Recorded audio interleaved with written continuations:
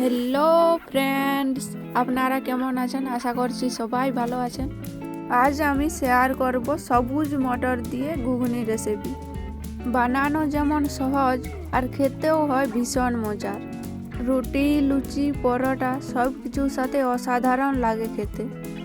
Recipe বানানোর জন্য আমি প্রথমে কড়াইতে পরিমাণ মতো সরষের তেল গরম করে দিয়ে দিলাম কেটে রাখা আলু। ঘুগনি রেসিপিতে আলুর পরিমাণটা বেশিই লাগবে, তার জন্য আমি এখানে 3টে বড় সাইজের আলুকে ছোট ছোট করে কেটে দিয়েছি। সামান্য লবণও দিয়ে দিলাম। এখন হালকা নাড়াচাড়া করে আলু ভেজে নেব। কিছুক্ষণ সময় নিয়ে আমি আলু ভেজে নিয়েছি। আলুতে ভাজা রং ধরে গেছে। এখন ভেজে নেওয়া আলুগুলোকে একটা পাত্রে তুলে নিচ্ছি। সমস্ত আলু তুলে নেওয়া হলে ওই কড়াইতে আরও 2 চামচ তেল গরম করে দিয়ে দিচ্ছি হাফ চামচ গোটা জিরে, আর একটা তেজপাতাকে 2 টুকরো করে দিয়ে দিলাম। ফোড়ন ভাজা হলে দিয়ে দিচ্ছি পেঁয়াজ কুচি। আমি এখানে 2টো মাঝারি সাইজের পেঁয়াজকে কুচি করে দিয়েছি। এখন হালকা নাড়াচাড়া করে পেঁয়াজ ভেজে নেব। পেঁয়াজ ভাজা হলে দিচ্ছি আদা, রসুন আর লঙ্কা বাটা। আদা রসুনের কাঁচা গন্ধ চলে গেলে এখন দিয়ে দিচ্ছি একটা বড় সাইজের টমেটো কুচি। সামান্য লবণও দিলাম যাতে টমেটো তাড়াতাড়ি গলে যায়।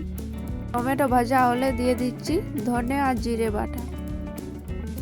অল্প জলও দিয়ে এখন দিয়ে দিচ্ছি পরিমাণ মতো হলুদ গুঁড়ো আর স্বাদ মতো লবণ। আলু ভাজার সময় আর টমেটো ভাজার সময় যেহেতু লবণ দিয়েছিলাম, সে কথা মাথায় রেখেই লবণটা দিতে হবে।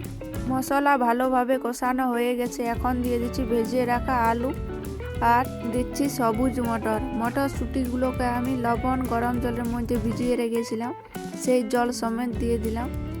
নুন গরম জলে ভিজিয়ে রাখলে মটরশুটির কালারটা চেঞ্জ হয় না। মশলার সাথে আলু মটর ভালোভাবে মিশিয়ে নিয়ে কষে নিচ্ছি। তো আমার ভিডিওটি যারা ইউটিউব চ্যানেল থেকে নতুন দেখছেন, প্লিজ সাবস্ক্রাইব করে চ্যানেলের সাথেই থাকবেন। আর ফেসবুক পেজ থেকে দেখে থাকলে একটা লাইক দিয়ে পেজটাকে ফলো করে দিবেন। খুব সুন্দরভাবে কষানো হয়ে গেছে। এখন এর মধ্যে দিয়ে দিচ্ছি পরিমাণ মতো গরম জল। সব কিছু ভালোভাবে মিশিয়ে নিয়ে এখন ঢাকা দিয়ে রান্না করে নেব মিনিট 10 মতো। 10 মিনিট পর আমি ঢাকা তুলে নিয়েছি। আলু মটর ভালোভাবে সেদ্ধ হয়ে গেছে। এখন আমি দিয়ে দিচ্ছি হাফ চামচ ভাজা মশলা গুঁড়ো। এটার মধ্যে ধনে, জিরে, দারচিনি, শুকনো লঙ্কা, তেজপাতা ভেজে গুঁড়ো করা আছে। ভাজা মশলা দিয়ে 2 মিনিট মতো নাড়াচাড়া করে নিয়েছি। এখন সব শেষে দিয়ে দিচ্ছি ধনে পাতা কুচি। রান্নাটা আমার একদম কমপ্লিট। এখন একটা প্লেটে সার্ভ করে নিয়েছি।